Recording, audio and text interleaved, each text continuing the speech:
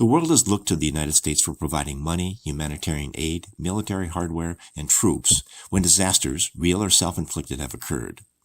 These countries also look to the United States to be the world's leader in providing fairness, truth, sustainability, and integrity. Foreign leaders indoctrinate their citizens, aided by the liberal left, into thinking that our position and success in the world was ill-gotten and not deserved. The United Nations acted like spoiled children, begged the United States into accepting the climate change accord, the Iranian nuclear deal, or be the world's peacemaker, accepting illegal immigration, and still expect us to keep funding the United Nations like a sugar daddy. The United States pays over $10 billion per year, or 1/5 of the United Nations budget. Most of the other countries in the United Nations pay nothing close to their formulated budget amount, but remain members without paying their dues.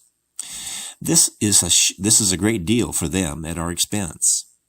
The latest hypocrisy is the liberal elites criticizing the president for withdrawing about 100 troops from Syria. No one wants to see the suffering of women and children when war occurs, but it is surprising how adamant these liberals are now for staying in this war they condemned before, and now are more concerned about a border 8,000 miles away compared to our own southern border with Mexico. These are not easy decisions for a president. He must decide whether saving the lives of our men and women in battle is more important than fighting for people trapped in a country where their leaders cared little for them. I hate to see young children and women and mothers scared to death and helpless, caught in the crossfires of war.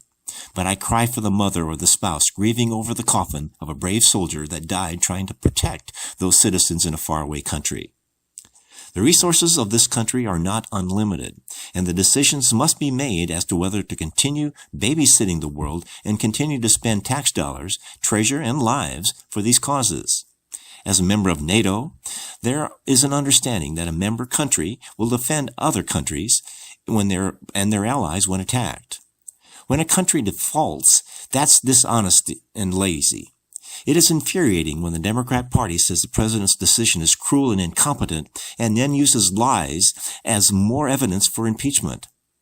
They don't seem to be upset when Clinton or Obama for the Benghazi attack when 3 high-ranking Americans were killed. That was a real tragedy due to the incompetence in hiding a dishonest agenda. As the leader of the free world, the United States cannot be a sugar daddy for the world.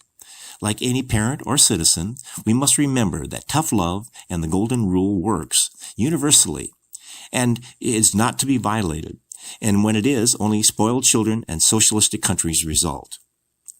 The obligation, compassion, business understanding, and objective of our president is to make America great and safe again.